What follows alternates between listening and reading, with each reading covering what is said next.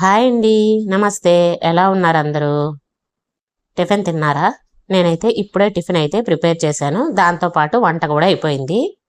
కొంచెం బయటికెళ్ళే పని ఉందని చెప్పి వంట, టిఫిను అన్నీ కూడా ఫాస్ట్‌గా చేసేసాను ఈరోజు.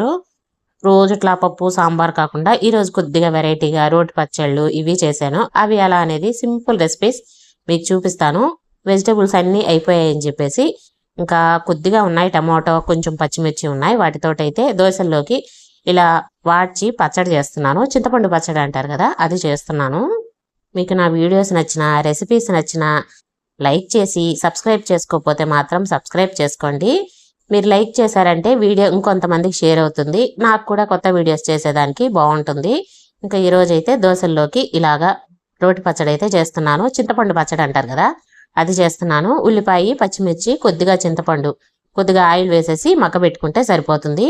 ఒక 2 నిమిషాలు మగ్గిన తర్వాత కొంచెం నీళ్లు వేసుకోండి, లేదంటే మనకి మాడుతుంది.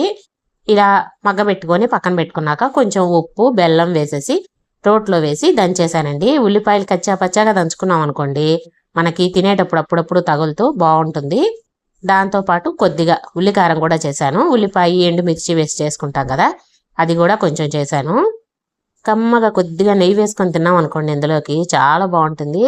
మీరు ఎప్పుడైనా ఇలాగా చింతపండు పచ్చడి చేశారా? ఇది అన్నంలో కూడా చాలా బాగుంటుందండి నెయ్యి వేసుకొని తింటే. ఇంకా చెప్పాను కదా బయటికి వెళ్ళాలని చెప్పి. ఇంకా దాంతోపాటు ఇంకా కూరగాయలు కూడా అయిపోయాయి, తెచ్చుకోవాలి. అదొకటి ఉంటే ఇంకా ఒక మునక్కాయ, బీరకాయ అలా ఒక్కొక్కటి ఉన్నాయి. అన్నీ కలిపి ఇలా పులుసు అయితే పెట్టేస్తున్నాను. చాలా సింపుల్ అండి మనం పులుసు పెట్టుకున్నది. పప్పు కంటే ఇంకా అదే పప్పు సాంబార్ కంటే కూడా ఇదే ఫాస్ట్గా అయిపోతుంది. కొద్దిగా పోపు వేసుకోవడము.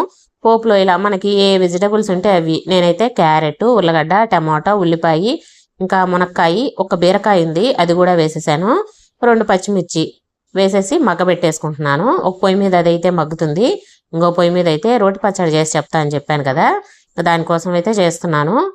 ప్యాన్లో కొద్దిగా ఆయిల్ వేసుకొని వేరుశనగ పప్పు, ఇవి పుచ్చగింజలు కొద్దిగా కడిగి పెట్టుకున్నాను, మట్టి ఉంటుంది కాబట్టి. అవి పుచ్చగింజలు అంటే తెలుసు కదండి, పుచ్చగింజలు 1 కప్పు వేసేసుకొని బాగా ఫ్రై చేసుకోవాలి. చిట్టా అంటాయి వేగేటప్పుడు మనకి. నేను ఆల్రెడీ పుచ్చగింజలు అంటే ఏంటియో చూపించాను. ఒక 2 కేజీలు తెప్పించి ఆ రోజు స్టోర్ చేశాను కదా, అప్పుడు చూపించాను కదా. అవి పుచ్చగింజలు మా ఊర్లో దొరుకుతాయి, మాకు అమ్మ వాళ్ళ ఊర్లో. అక్కడి నుంచి తెప్పించి పెట్టుకుంటాను నేను. అవి అప్పుడప్పుడు ఇలా పచ్చళ్ళకి వాడుతూ ఉంటాను. దీంతో పాటు పచ్చి కొబ్బరి ఒక చిన్న ముక్క వేసేసి అన్నీ వేపుకోవాలి. మనకి వేరుశనగ పప్పు, పుచ్చగింజలు చిట్పట్లాడతాయి, కొబ్బరి కూడా కొద్దిగా వేగుతుంది. ఇవన్నీ కూడా ఒక ప్లేట్లోకి తీసుకొని దీంతో పాటు మనము పచ్చట్లోకి టమాటో, ఉల్లిపాయ, పచ్చిమిర్చి ఇవి కూడా వేసుకోవాలి. కాకపోతే పచ్చి ఉల్లిపాయ అయితే చాలా బాగుంటుందండి. గోంగూర పచ్చట్లో వేసుకుంటాం కదా, అలా పచ్చి ఉల్లిపాయ వేసుకుంటే బాగుంటుంది తినేటప్పుడు. టమాటాలు, ఇలా పచ్చిమిర్చి ఇవి కూడా కొద్దిగా వాడ్చుకోవాలి ఆయిల్ వేసేసుకొని. మూత పెట్టి మగ్గించుకున్నామంటే మనకి తొందరగా మగ్గిపోతాయి. ఈలోపు అయితే ఈ పక్క మునక్కాయలు, ఈ వెజిటబుల్ ముక్కలన్నీ కూడా కొంచెం మగ్గాయి. ఒకసారి చూసుకుంటే సరిపోతుందండి. మనకి ఉర్లగడ్డ, మునక్కాయ వేసాం కదా, అవి కొద్దిగా మగ్గిన తర్వాత అప్పుడు చింతపండు గుజ్జు వేసుకోవాలి. ఒక నిమ్మకాయ, పెద్ద నిమ్మకాయ సైజు చింతపండుని ఇలా వాటర్ లాగా రసం అంతా పిండేసుకొని అది వేసేసుకోవాలి. చిక్కగా ఏం అవసరం లేదు, పలచగా చేసుకున్నా చాలు. దీంట్లో ఉప్పు, పసుపు, కొంచెం అంతా బెల్లం. కొంచెం ఏం లేండి, బెల్లం కొద్దిగా ఎక్కువగానే పడుతుంది పులుసుల్లోకి. మనకి పలచగా కావాలంటే కొద్దిగా నీళ్ళు ఎక్కువ వేసుకోవాలి. వేసేసుకొని మూత పెట్టి బాగా ఉడకనివ్వాలండి. చింతపండు పులుపు అంతా మనకి ఆ ముక్కలకి పట్టేసేయాలి. చాలామంది పులుసు పెట్టేటప్పుడు మసాలా పొళ్ళు వేస్తూ ఉంటారు, అల్లం వెల్లుల్లి పేస్టు ఇవన్నీ వేస్తారు. నేనైతే ఇవేం వేయను, జస్ట్ తాలింపు పెట్టేసి ఈ మన కూరగాయ ముక్కలు ఉంటాయి కదా, అవన్నీ వేసేసుకొని మగ్గబెట్టుకుంటాను. దీంట్లోకి పొడి మాత్రం నేను ఆల్రెడీ చూపించాను. పులుసుకి సపరేట్గా పొడి ఉంటుంది, కూరల్లో వేసుకునే పొడి. చపాతీ, కర్రీలో కానీ అన్నిట్లోకి వాడుకునేదానికి ఒక డబ్బాడు చేసి పెట్టుకుంటానండి. 15 రోజులు, 20 రోజులు అట్లా వస్తుంది. ఎండు కొబ్బరి, ధనియాలు, సాయిపప్పు, ఎండుమిర్చి, వెల్లుల్లి అన్నీ ఫ్రై చేసుకోవాలి. కొద్దిగా ఉప్పు వేసుకొని మిక్సీకి పట్టి పెట్టేసుకొని ఒక డబ్బాలో పెట్టేసుకున్నాం అనుకోండి. కొంచెం మెంతులు వేసుకోవాలి, 1 స్పూన్ మెంతులు. అన్నీ వేపుకోవాలి. వేపుకొని మనం మిక్సీ పట్టేసుకొని డబ్బాలో పెట్టేసుకోవాలి. ఇలా పులుసులు ఏమైనా కర్రీస్ చేసుకుంటాం కదా, ఆ ఇగురులు అంటారు కదా, తీగూర, ఇగురు అంటారు కదా, ఆకుకూరలు వాటిల్లో కూడా చిక్కగా ఉంటుంది. ఇంకా శనగపిండి వేయక్కర్లేదు, మసాలా పొళ్ళు ఏమి వేయాల్సిన పని కూడా లేదు. ఇది కొద్దిగా నీళ్ళలో కలుపుకొని వేసేసుకుంటే మనకి కూర కూడా చిక్కగా ఉంటుంది. ఇంకా మెంతులు, తెల్లగడ్డ, ధనియాలు అన్నీ తగిలాయి కదా, వాసన టేస్ట్ అంతా సూపర్గా ఉంటుందండి. బయట మసాలాలు కొనకుండా కూరలన్నిట్లోకి ఈ పొడి అయితే వాడతాను నేను. కొత్తిమీర కూడా వేసుకుంటే బాగుంటుంది, కానీ కూరగాయలు అయితే లేవండి, చెప్పాను కదా, అందుకని అలాగే చేసేస్తున్నాను. ఇదండి అన్నం వార్చేసానా, గంజి వచ్చాయి. ఒక చీర ఉంది, ఇంకా ఎండాకాలం కదా, కాటన్ చీరలు కడుతూ ఉంటాం అప్పుడప్పుడు, దానికైతే గంజి పెడుతున్నాను.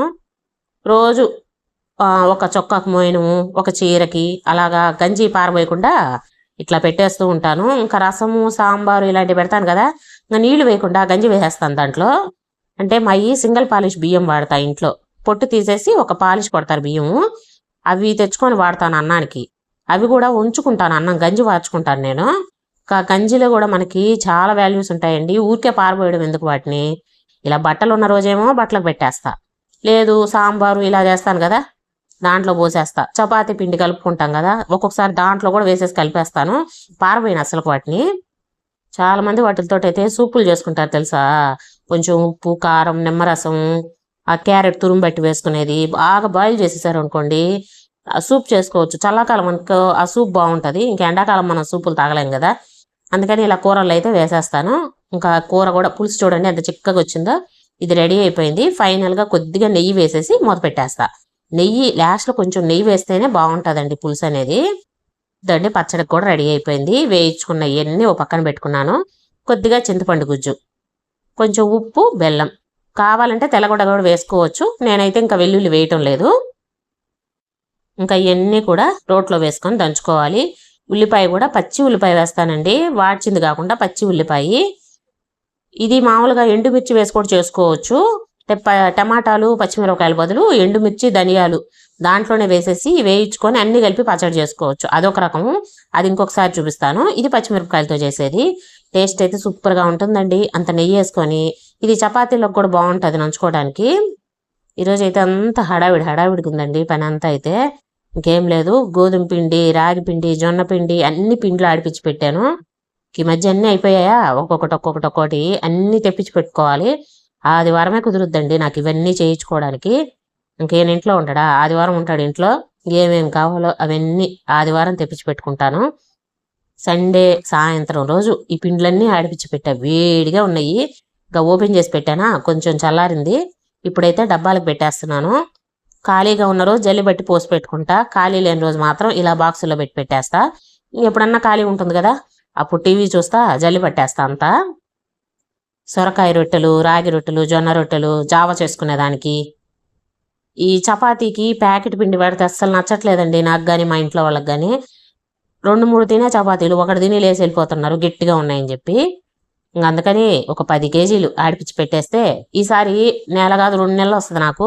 ఎండాకాలం కదా ఎక్కువ అన్నమే తింటారండి, చల్లాకాలం అనుకో రోజు సాయంత్రం చపాతీ ఉండాల్సిందే. ఇప్పుడైతే రోజు మజ్జిగ అన్నం తింటారు, ఇబ్బంది ఏమి లేదు, నాకు పంద బుద్ధి. అందువల్ల ఈసారి 2 నెలలు వస్తుంది గోధుమ పిండి నాకు. రాగి పిండి జొన్న పిండి అయితే మాత్రం అయిపోద్ది, జావ పెట్టుకుంటాం కదా, జొన్న జావ పెడతాను రాగి జావ పెడతాను, అందువల్ల ఈ 2 మాత్రం అయిపోతాయి, కానీ గోధుమ పిండి నిలబడుతుంది కొంచెం. సిలికాన్వి చిన్న ప్యాకెట్లు అమ్ముతారు బజార్లో, అవి కానీ ఒక 2 దాంట్లో వేసేసాం అనుకోండి, పేపర్లో చుట్టు పెట్టి పురుగు రాకుండా ఉంటుంది ఎన్ని రోజులైనా. నేను పిండ్లు ఎక్కువ ఆడిపించుకొని వాటిల్లో పైన పేపర్లో ఈ సిలికాన్ ఉంటుంది కదా, అది పేపర్లో చుట్టేసి దాంట్లో పెట్టి పెడతాను ఎప్పుడు కూడా. అందుకే ఎక్కువ తెచ్చుకున్నా కానీ నాకు పురుగు పట్టవు. చాలామంది ఏంటంటే వేపాకు ఇంకేంది దాల్చిన చెక్క లవంగాలు ఇలాంటివి పెడతారు, కానీ నేను అవేం పెట్టను. ఆ సిలికాన్ ప్యాకెట్లు అమ్ముతారు బయట, అవి ఒక చిన్న కాగితంలో పెట్టేసి దాంట్లో పెట్టేస్తాను, ఇంకెన్ని రోజులైనా పాడవు అవి. ఆ సిలికాన్ ప్యాకెట్ కూడా మనకి చాలా నాళ్ళు వస్తుంది, ఏం పడేయలేదు మనము. అయితే చూసి చేసుకునేటప్పుడు జాగ్రత్తగా మనకి ఫుడ్లోకి పొట్లం రాకుండా జాగ్రత్తగా చేసుకోవాలి. ఇంకా నేను ఒక్కదాన్నే కాబట్టి ఇంట్లో ఇవన్నీ చేసేది, ఇంకెవరు చేయబెట్టరు, పెట్టిన దాన్ని నేనే కాబట్టి నాకు గుర్తుంటుంది, అందుకని చేసేసుకుంటాను. పిల్లలు కూడా చేయబెట్టరు కదా, అయితే పిల్లలకు అందుబాటులో లేకుండా చూసుకోవాలి. అవి చిన్నపిల్లలు ఉండేవాళ్ళు అయితే, మా ఇంట్లో అంత చిన్నపిల్లలు ఎవరు లేరు కాబట్టి ఆ భయం లేదు నాకు. ఇదండి పిండ్లన్నీ ఇటు చేసి పెట్టుకుంటా, పప్పులు కానీ ఏమైనా సరే కొంచెం ఎక్కువ తెప్పించి పెట్టుకుంటా, అప్పటికప్పుడు కావాలంటే ఎవరు తెచ్చిరు నాకు, అందుకని అన్నీ ఒకసారి కొద్దిగా ఎక్కువ తెచ్చి పెట్టుకుంటూ ఉంటా. అన్ని స్టీల్ డబ్బాల్లో పెట్టుకుంటే మనకి ఏం పెట్టామో అర్థం కాదు, అందుకని పైన చిన్న పేపర్ టేప్ ఉంటుంది కదా, అది వేసేసుకొని వస్తువు ఏందనేది రాసి పెడతా దాని మీద. ఇదండి ఇలాగా నేను అన్ని స్టీల్ డబ్బాలే ఇలా స్టిక్కర్లు వేసి పేర్లు రాసి పెడతాను అన్నిటి మీద. ఇది ఇవాల్టి బిజీ మార్నింగ్ వ్లాగ్. నచ్చితే లైక్ చేయండి. Thank you.